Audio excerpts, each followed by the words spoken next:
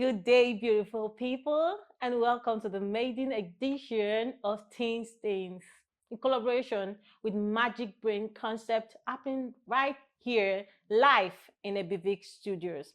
And let me clear something for you. It's going to be wonderful because we're dealing on a topic that is very personal. Most people do not like to talk about the topic because they find it too sensitive, but it's a very important topic that the society needs to tackle, even amongst growing children nowadays. And I really want to introduce to you this topic. Our topic today is isolation, how we start and why. Some of us grow up wondering why our parents did not allow us to have a lot of toys, play outside of our premises, and maybe did not allow us to associate with our friends outside, and we live a life that is full of maybe indoors and all. We're a little bit like on a private island without the coconut drinks and it. You can see that. But today we have a guest. Yeah, we have a guest, and our guest today is not just here to talk. He's here to unpack. He's here to expose.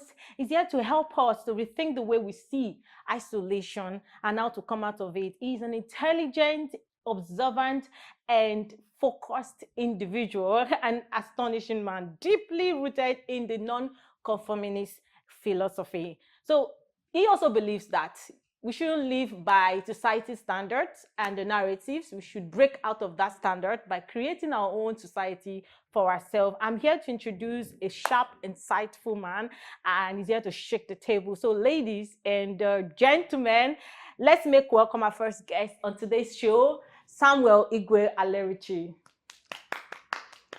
Good afternoon, everyone. My name is Samuel. So I've been introduced, and I am happy to be here. I'm so excited to be here on the Teens program, and it happens to be the maiden edition. And what a moment! What a moment! I'm so happy. We're so happy. I'm sure the audience is excited to see your fine face and your odd structure. You're looking spicy. So we're gonna move quickly because we want to catch them young. Our first question is, Mr. Samuel. A lot of people are curious about the word isolation. From your perspective, how would you define it? And could you walk us through how it often starts in childhood, especially through parenting, the kind of impact it does to the child while growing up, uh, and how it can be both beneficial or maybe dangerous? Thank you very much. The word isolation is a word that is so familiar with a lot of people, but it talks about being secluded. It talks Okay. about being excluded. It Okay. talks about being hidden, you understand, or Mm-hmm. obsolete in Mm-hmm. a way that, in comparison, Mm-hmm. to other things like people around, you being hidden, you not being visible. That's what the word isolation talks about. So isolation affects teenagers, All you right. understand, Mm-hmm. and it affects them so much that it influences their confidence and their entire growth as they go forward. Okay. So isolation is caused by a lot of factors, especially for teenagers, in the sense that it has a direct impact on them, especially because of their parents. You understand? Okay. So the way the child feels as both teenagers, I'm talking about childhood now because um, the parents and the children, they live together for a long period of time, Yeah. and the adolescents are products of their childhood. Process. Yes, the childhood process. So what you see at that adolescent stage is a function of what they have experienced as children before they start So the becoming, way they yes, behave yeah, like before they adults. start getting into that flux of almost adults, or still being children. Okay. So um parents influence the isolation of the kids, and this is because of the boundaries they try to put around them in terms of what they should do, what they should not do, who they should go out with, who they are comfortable with. Oh. And children have this adventurous nature. I'm sorry, I'm talking about kids a lot because, Process. yeah, it's a Yeah. process. So by the time they get to adulthood, they have already started forming a notion about their life. and what it should look like vis-a-vis their parents and the expectations of their parents. So this contributes to isolation. That they get to a point where, as adolescents, they already know that, oh, if I do this, mom will not approve of it. If I do this, dad will not approve of this. So this creates kind of like a boundary where they cannot push push beyond that cultural environment that keeps them in this cocoon where they cannot just breathe. So they want to do something and they're thinking, what will mommy think? What will daddy think? You understand? They are not thinking in that moment what is right or what is wrong. Even when they are, because the expectation, the culture is shaped to keep them in a particular space. And that that circle of thought, you understand, that limits what they think is possible or not possible. So a lot of times as adults, the reason why you see some adults, some adolescents, are so negligent and stubborn is because they do not know how to attack this isolation or insecurity. Most of them attack it by being stubborn and breaking, trying to be rebellious. Yes, be rebellious. Yeah, that's the word. Yeah. They try to be rebellious and break out of that. I was actually rebellious while I was growing up. So you see them doing things and fluttering rules that as children they would not have faltered. You understand? Like come home by 6, they are coming home by 7 or even 8. You understand? They want to show you that, oh, I'm here. Yes, I've grown. I've gotten to a certain point where I should make decisions for myself. No, they are still within. Yes, they are still within. Yes. And the thing is that parents don't know how to reach out. Okay. Especially in the society we find ourselves in. Parents don't know how to reach out, and it is, for my discovery, I've discovered personally that parents have gone through similar paths, just like the kids. Yes, similar patterns. So you see a lot of times they tell you what you are doing. I've been there, I've done that. You understand? So it's a pattern that have been passed from generation to generation. You understand? And they do not know how to address it for their kids. They think it's about, just like their parents did, that their life is a sum total of what they did to put them in a particular cage. Yeah. No, that's not what made them become who they. Because this is actually restricting, you know. And for the fact, let's just a little compare ourselves a little to those in abroad. Some adults, let me call it teenagers in USA or abroad, or all those westernized areas, at the age of 16, their parents already making them go to take driving lessons.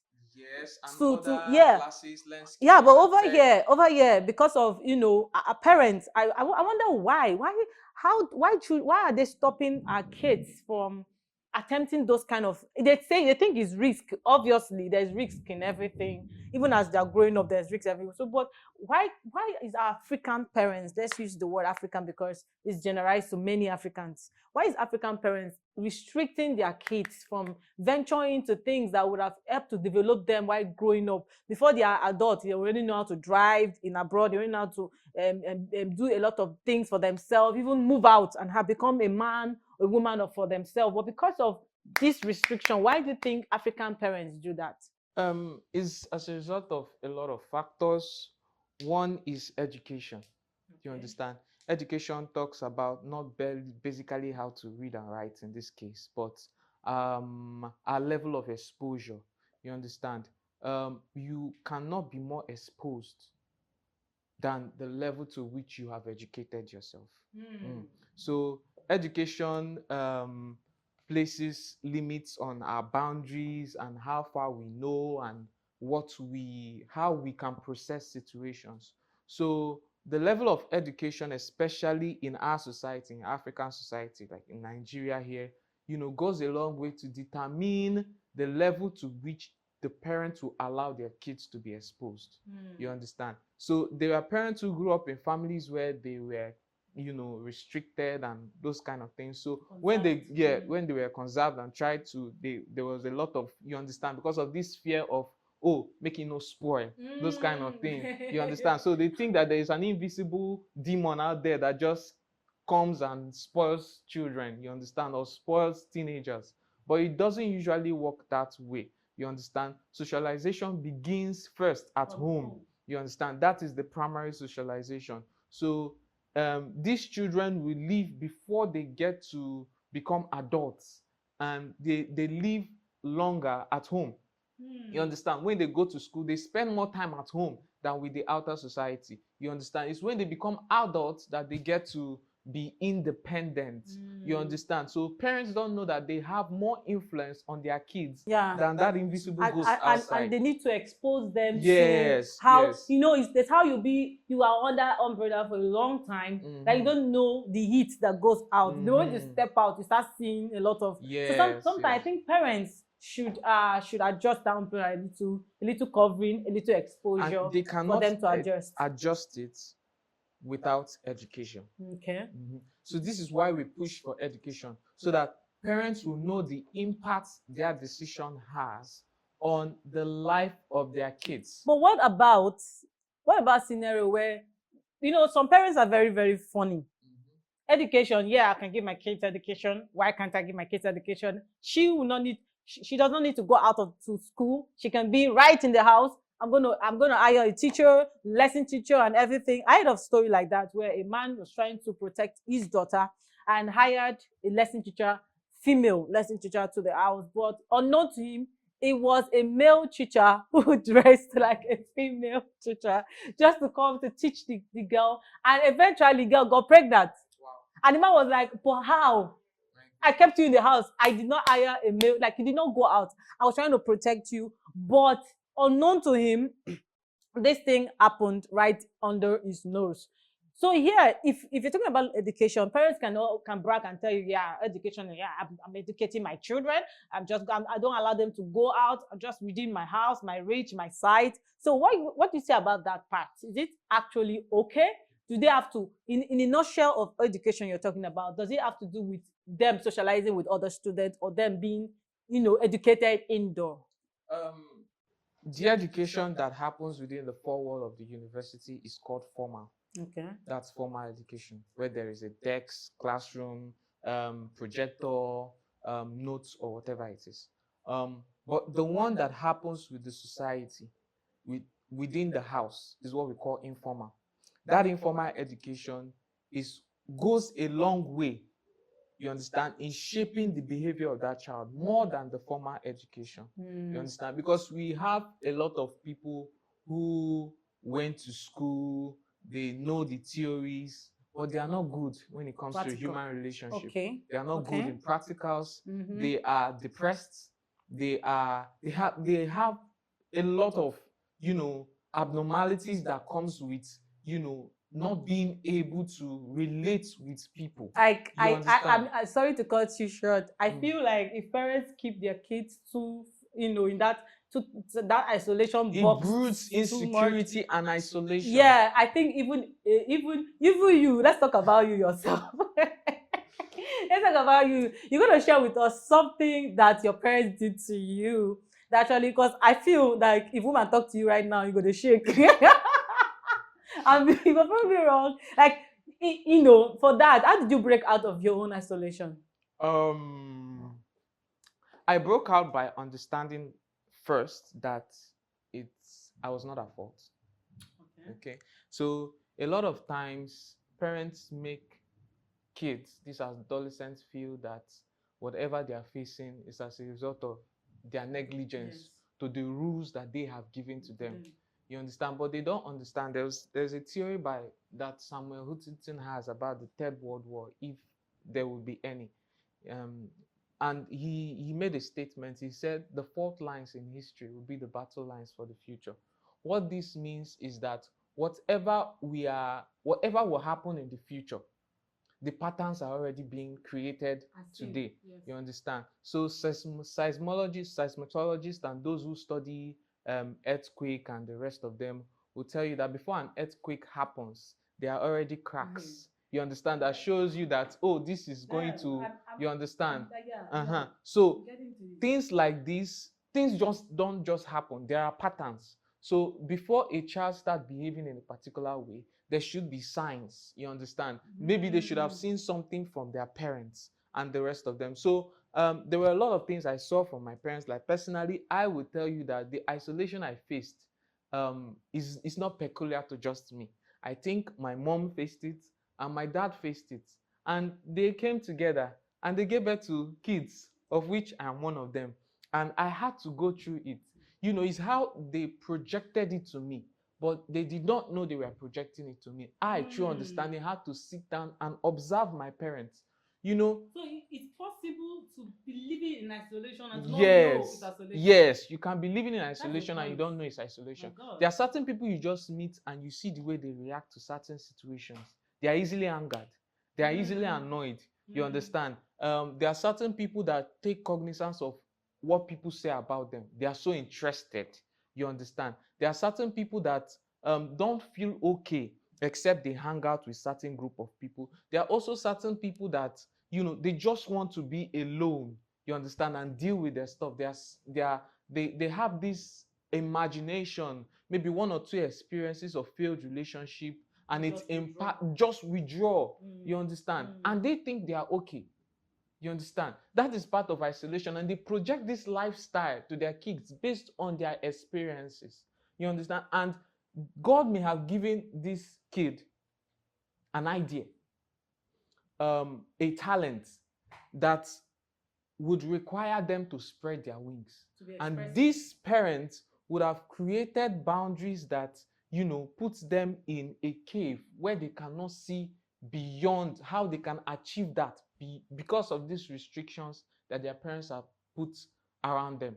And these restrictions are legitimized by the parents' experiences. So you cannot blame them per se. But the impact that these experiences have on their kids and the way they channel it, the way they communicate, that is also another issue with the isolation. Communication. You understand? They don't, yes, parents don't communicate their insecurities to their children. They expect them to live. Oh, when you get there, you understand. You understand? So they have to live through it and just wake up one day and expect the child to become an adult all of a sudden. So this brings me back to that line of education, because the education is not just about the book studying. You need to let your kids to know that if you go close to the fire, it will burn you. Yes. Don't try to hide the fire from them. Let them see the fire and let them, give them the exposure, what the fire will do to them. I also let them know that this fire both has advantage and disadvantage. So whatever you get to choose in your life, you live with the choices you make, not try to protect them from even ever making choices. Yes. That way, when they come out to the society world, they can be able to choose what they want because they have seen, they have heard, they have been educated about that line of work life. Okay, I love what you just said right now, and it's really, really, really beautiful. I want to ask the final question: is isolation, if isolation during childhood becomes part of someone's identity and as an adult, making them to withdraw, making them to be afraid of people, or overly contained, being in their own self space, content, they call it self-contained. You know what they call self-contained? The word self-contained, it means only you can be there. Okay, so being in that self-contained place, is it possible to ever reverse that kind of life? Is it possible for someone to actually break out? Like totally, not being, it contributes to lack of confidence and low self-esteem. So can somebody grow out of that? For me, before you answer, for me, myself, my isolation, the isolation of my parents, because it happens to everybody. Like we rightly noted that that's how you could be living in isolation and you do not know you are isolated. So the symptoms of isolation you can be displaying it, but you do not know it is a symptom of isolation. This is a very big sickness. So for me, the part I noticed that isolation cost me was the fact that I lived, being over dependent. Because for me, my parents, I didn't grow up with my parents. I grew up with my auntie, my uncles, just throwing me left anywhere better and all of these kind of things. So I didn't have anybody to confide in without having the thought that I'll be judged. I'll be seen in a level that is not like their kids. So I had to bottle things up and I had to face life, on my own. I made some mistakes, but I didn't let anybody know. I fought the fight for myself and I became overly independent that till now, I don't believe a man can try to take care of me 100% because I feel like like, that thought came out from because my parents, especially my father, which is the male figure in my life, did not take care of me. So that's why I felt like, okay, I should take care of myself. The over dependence nature became a part of me, and I'm still struggling with it, but I think I'm coming out of it. So what do you think can help people to come out of that phase of life? What I think can help people come out of isolation. That is a very good question. First off, you asked earlier about my personal experience. Um, I grew up in a part of Port Harcourt that is very rough. They call that place Job.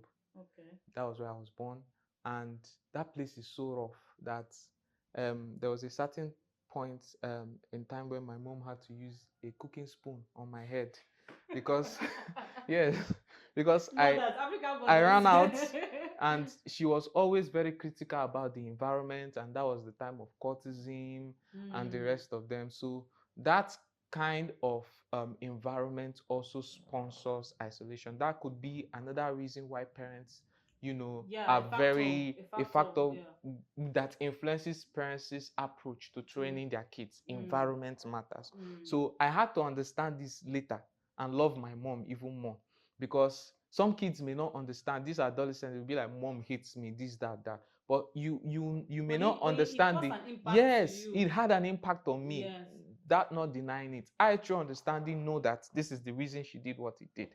So how that affected me, I knew how I struggled to speak out sometimes, because you get this or that, a stick or something on your head, you understand. So it affected my confidence as a teenager growing up. Even among my peers, I was not so comfortable to voice my disapproval of certain things. I just had to live with it, because I grew up in a house where you don't question, you just follow. So, and that is something I want to break. That is why I grew up with the message of non-conformism. It's something that God just put in my spirit to encourage people that there is this part of us, there's this yearning that comes inside of us to break out of certain patterns that happens in the family. Yes. So through understanding, you can identify that this is what makes me angry. This is what I want to change, so that other people can have the opportunity to see things from a different angle. How about more love? Yes. How about less aggression? So you can break isolation by turning your pain into purpose. You understand? Talk to other people about it. Your peers, those you feel comfortable with. There's nobody that is totally an island. There are people you confide in. Those people, how do you relate with them? How is your relationship with them? You understand? So those people that you have around you, sometimes you can go to church after service. You could speak to your pastor. You could talk to one or two people around you, those you confide in, and you should have someone who sees what you see, or who can identify the grace that is upon you. You understand? There is someone who is if you do not have that kind of person, you need to put your eyes on the ground, because every individual needs someone who can speak sense into them, who can relate with what they are saying. You understand? So I as a person, I have been blessed with people throughout my life, people at different stage of my life who are just there, who will tell me there is something special about so you. in nutshell, yes, we need to how to break out of it is that we need to surround ourselves with people who believe in us, who can with purpose. And thank you so much. It's been a wonderful journey, and it's been a blessing. Yeah, what a powerful and eye-opening conversation today. Samuel, thank you so much for sharing your wisdom, your honesty, and of course a few reality checks. Thank you so much. Parents and adults should know that this needs to stop. Yes, whatever reason made you to confine your children in a particular place, we need to stop it. And they should at least communicate to their children why they are doing that. There is nothing as beautiful as communication. Yeah. Communication helps your young adults understand why this is happening. Yes. You understand? Especially when they're at that stage where they need to know. Curiosity. Because if they do not know from you, they will will know from outside. Else. Yes. And you may not like it. I love this final point. Parents need to understand that you need to carry your children along. If you do not, society will live in an age where information flows so fast. The information that the average teenager, especially in Africa, is Because of exposed technology. to because of technology is more than our ancestors in the 1400s or even the 1960s were exposed to. Yes, so that creates what a certain what scholar, you John deny Jim them? Quick, in his book Okay. Limitless calls, digital deluge. You understand? A situation where you're just wrapped around, too much information from outside, and your parents are not speaking. That could bring that kid to Because a place, whatever a you place of isolation. yeah, whatever you deny your kids today, they will find it out Yeah, through they'll find it internet or somewhere somewhere, else. and Yeah. it might go to the wrong site. Mm. And you know what happens when they go to the wrong site? they don't return back the same. They become someone you don't recognize. God help us all. I'm so happy tonight. Today has been beautiful and exceptional one for me. And to our wonderful audience, remember, I want you to remember this. Things comes to you every week. It's happening live here in ABVIC Studios. Our producer, Magic Brain Concept, is constantly at work, doing his work, making sure you love every bit of this show. So I remain your host, Queenie Marama, and this here is our very own first guest for today's show, Mr. Samuel Igwe Alerichi. Thank you so much for giving us your time. Thank you very much. We will see you again another time. I hope you love today. So make sure you share to your status, tell people about things, and connect teenagers, even adults. We all need to learn things for today. God bless you.